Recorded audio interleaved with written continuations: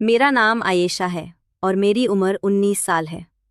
आज भी जब मैं उस रात को याद करती हूँ तो मेरा दिल जोर से धड़कने लगता है। जैसे वही पुरानी हवेली, वही ठंडी हवा और वही डर मुझे घेर लेता है। उस रात हवेली की दूसरी मंजिल की खिड़की से मैं अपने दुपट्टे को रस्सी बनाकर नीचे उतरने की कोशिश कर रही थी। मेरा दिल जोर जोर से धड़क रहा था, हाथ कांप रहे थे। रात का अंधेरा इतना गहरा था कि कुछ दिखाई नहीं दे रहा था। सिर्फ दूर कहीं से दुल्हन की मेहंदी की खुशबू और गाने की आवाजें आ रही थीं। मैं अपने मांगेतर आर्यन को कोस रही थी।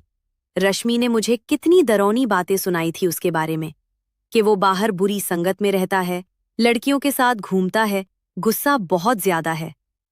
आयशा, अगर तूने उससे शादी कर ली तो तेरी जिंदगी बर्बाद हो जाएगी, उसने कहा था। इसलिए मैं भागने का फैसला कर चुकी थी, लेकिन मेरा हाथ फिसल गया। एक हल्की सी चीख निकल गई और मैं नीचे गिरी, पर जमीन पर नहीं, किसी मजबूत सीने पर। उस आदमी की बहू ने मुझे संभल लिया। महंगा परफ्यूम की खुशबू आई। मैं डर के मारे उसके चेहरे को देखती रह गई। वो बहुत खूबसूरत था, लंबी हाइट, शार्प जॉ लाइन और उसके होंठों पर एक जीत वाली मुस्कान, जैसे कोई परी को जमीन पर उतरता देख रहा हो। अरे धीरे से, उसने हल्की आवाज में कहा। मैं जल्दी से उसके सीने से हटकर खड़ी हो गई। मेरी पिंक सलवार कमीज में धूल लगी थी, बाल चेहरे पर बिखार रहे थे। देखो, तुम जो भी हो, मेरा मजाक मत उड़ाओ, मुझे मदद करो। अगर आर्यन आ गया तो मुझे नहीं छोड़ेगा, वो बहुत खतरनाक है। रश्मि ने बताया है सब कुछ। प्लीज मुझे इस हवेली से बाहर निकाल दो, मैं तुम्हें अपनी सोने की बालियां दे दूंगी। मैं एक सांस में सब कुछ बोल गई। उस आदमी ने सिर्फ गौर से देखा। उसकी आंखों में एक अजीब सी चमक थी। फिर वो धीरे से बोला, ठीक है, मैं तुम्हारी मदद करूंगा, चुपचाप मेरे पीछे आओ। मैं उसके पीछे चल पड़ी। रात की ठंडी हवा मेरे गाल छू रही थी, दिल में उम्मीद जग रही थी। वो मुझे हवेली के पीछे वाले रास्ते से ले जा रहा था। अंधेरा था, सिर्फ चांदनी की हल्की रोशनी थी।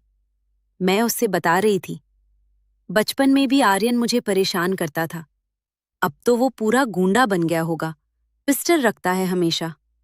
वो सुनकर सिर्फ मुस्कुराता। मुझे लगा वो सच में बहुत अच्छा इंसान है। वो मुझे सीढ़ियों से ऊपर ले गया और एक बड़े शानदार कमरे में। यहाँ छुप जाओ, ये सबसे सेफ कमरा है। आर्यन का यहाँ साया भी नहीं पहुंच सकता। दरवाजा अंदर से बंद कर लो। मैंने तुरंत दरवाजा बंद किया और अंदर बैठ गई। दिल में सुकून था। तुम सच में नहीं खो। अगर तुम ना मिलते तो आज मेरा क्या होता, मैंने सोचा। बहुत देर बाद बाहर से आवाजें आने लगी, गाने, हंसी, ढोलक। मैं दरवाजे के पास बैठकर सुन रही थी। फिर दरवाजा खुला और मेरी कजिन नीतू और कुछ लड़कियां अंदर आईं। आयशा, तू यहाँ छुपी बैठी है? चल जल्दी, तेरा दुल्हा आ गया है। मेरा चेहरा सफेद पड़ गया। क्या? आर्यन आ गया? नीतू हंसने लगी। हाँ, और कितना हैंडसम लग रहा है। चल तैयार हो जा। मैं मन ही मन उस आदमी को भी कोस रही थी जो मुझे यहाँ छोड़कर चला गया था। शादी की तैयारी में मुझे जबरदस्ती सजा दिया गया। हैवी लहंगा, गहने, मेहंदी। मैं रो रही थी। महक ने मेरे आंसू पोंछे। आयशा मत डर, आर्यन बहुत अच्छा है। पर रश्मि ने साइड से कहा, महक तू क्या जाने बाहर वाले लड़के कैसे होते हैं। जब मुझे स्टेज पर ले जाया जा रहा था तो मेरा दिल जोर से धड़क रहा था, सर झुका हुआ था। फिर धीरे से मैंने आंखें उठाईं और दूल्हे को देखा। वही था, वही लड़का जिसके ऊपर मैं गिरी थी, वही जिसने मुझे बचाने का वादा किया था, वही जिसके सामने मैं आर्यन की बुराइयां कर रही थी। उसके होंठों पर वही शैतानी मुस्कान। उसने हल्के से आंख मारी। मेरा दिल एक पल को रुक सा गया, पांव जमीन से हट गए। ये कैसे? मैं सिर्फ इतना ही बोल पाई। शादी हो गई, सब खुश थे, पर मैं शर्म और गुस्से से भर गई थी। रात को जब वो कमरे में आया, मैं बेड के बीच क्रिस्टल का फूलदान लेकर बैठी थी। एक कदम और आगे मत बढ़ना, वरना मैं मर दूंगी इससे। वो जोर से हंस पड़ा। फिर धीरे से मेरे पास आया, फूलदान ले लिया और मेरा हाथ अपने हाथों में ले लिया। आयशा, मैं ही वो आर्यन हूं जिससे तू डर रही थी।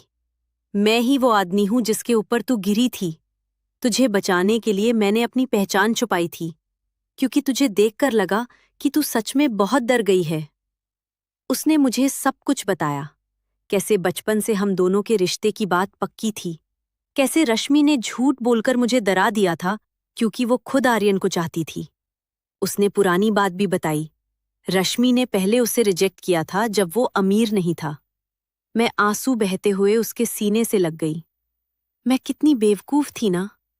उसने मेरा माथा चुमा और धीरे से बोला, नहीं जान, तू बहुत मासूम है, बस लोगों की बातों पर विश्वास कर लेती है। उस रात हम दोनों के बीच जो बातें हुईं वो सिर्फ हम दोनों की थी।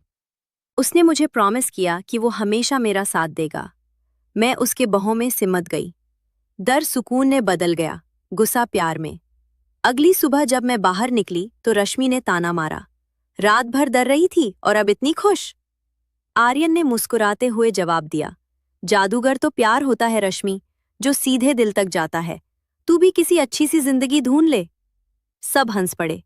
आज जब मैं सोचती हूं तो लगता है जिंदगी कितनी अजाब है। जिस इंसान से मैं भाग रही थी उसी के गले लगकर मैंने अपनी दुनिया पाई। दोस्तों, कभी भी किसी की सुन सुनकर किसी के बारे में गलत फैसला मत लीजिए। रिश्तों में गलतफहमी दूरियों का सबसे बड़ा कारण होती है। दिल से बात करके, सच जानकर फैसला लीजिए। प्यार और भरोसे के बिना कोई रिश्ता नहीं टिकता।